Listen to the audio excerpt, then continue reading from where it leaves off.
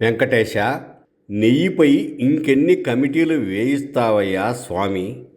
తిరుమల లడ్డూ ప్రసాదమంటే కోట్లాది మంది భక్తుల హృదయం, నమ్మకం, భక్తి.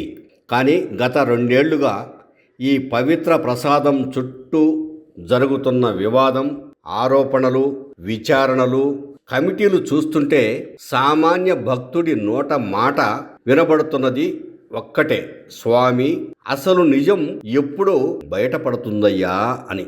అడుసు తొక్కనేలా, కాలు కడగనేలా అన్నట్లు ఆరోపణలు, విచారణలు, కమిటీల మీద కమిటీలు. ఈ వ్యవహారం ఒక అంతు చిక్కని చక్కెర బంధంలా మారిపోయింది. వివాదం సాగిన తీరు, సంచలన ఆరోపణలు. 2024 సెప్టెంబర్లో ముఖ్యమంత్రి చంద్రబాబు నాయుడు వైఎస్ఆర్సీపీ పాలనలో తిరుమల లడ్డూ నెయ్యిలో గొడ్డు కొవ్వు, పంది కొవ్వు కలిసిందని బహిరంగంగా ఆరోపించారు. ఇది హిందూ భావాలను దెబ్బతీసిందని పెద్ద ఎత్తున ప్రచారం జరిగింది. సిట్ దర్యాప్తు ఊహించని మలుపు తిరిగింది. జనవరి 26 సుప్రీంకోర్టు ఆదేశాల మేరకు సిబిఐ నేతృత్వంలోని సిట్ బృందం విచారించింది. గొడ్డు కొవ్వు, పంది కొవ్వు లేదు అని తేల్చింది. Palm oil, palm kernel oil, palm stearin oil వంటి వెజిటబుల్ ఆయిల్స్ కలిపి సింథటిక్ ఫేక్ నెయ్యి తయారైందని, అదే సరఫరా జరిగిందని నిర్ధారించింది. సుమారు 68 లక్షల కేజీల నెయ్యి, 250 కోట్ల విలువైన అవినీతి జరిగినట్లు ఛార్జ్షీట్లో పేర్కొన్నారు.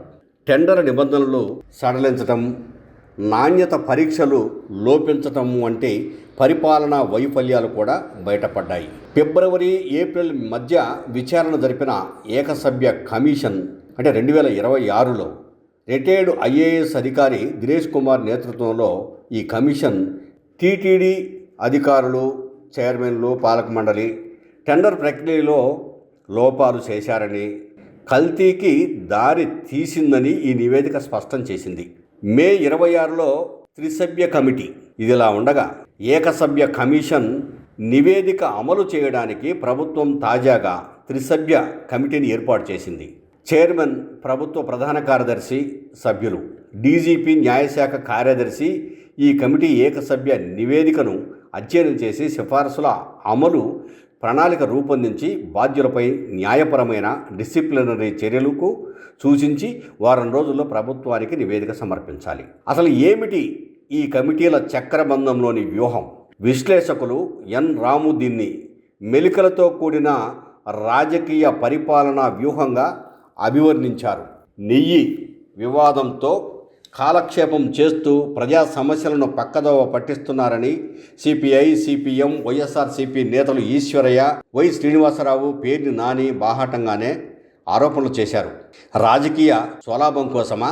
గొడ్డు కొవ్వు ఆరోపణ హిందువుల భావోద్వేగాలను రెచ్చగొట్టింది.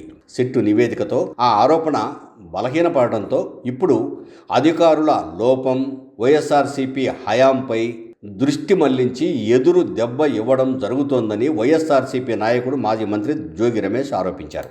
ఒక కమిటీ నివేదిక వచ్చిన వెంటనే మరొక కమిటీని నియమించడం ఏమిటని ఆయన ప్రశ్నించారు. త్రిసభ్య కమిటీ పూర్తిగా ప్రభుత్వ ఉన్నతాధికారులతో ఉండడం వల్ల నివేదిక ప్రభుత్వానికి అనుకూలంగా రావడం సులభం. వైఎస్ఆర్సీపీ రాజకీయ కుట్ర ఆరోపణలను ఎదుర్కోవడానికి ఇది రక్షణగా మారుతుంది. నెయ్యిలో గొడ్డు కొవ్వు అని మొదలైన చర్చ పామాయిల్ దగ్గరకు వచ్చి ఇప్పుడు కమిటీల నివేదికల అధ్యయనం వరకు చేరుకుంది. నిజమైన పరిష్కారం కమిటీలతో రాదు అనేది తేలిపోయింది. టీటీడీలో పారదర్శక టెండర్ వ్యవస్థ, కఠిన నాణ్యత నియంత్రణ, శాశ్వత ఆపరేషనల్ మార్పులు కావాలి. అప్పుడు మాత్రమే లడ్డూ ప్రసాదం పవిత్రతపై ఎలాంటి అనుమానం లేకుండా ఉంటుంది.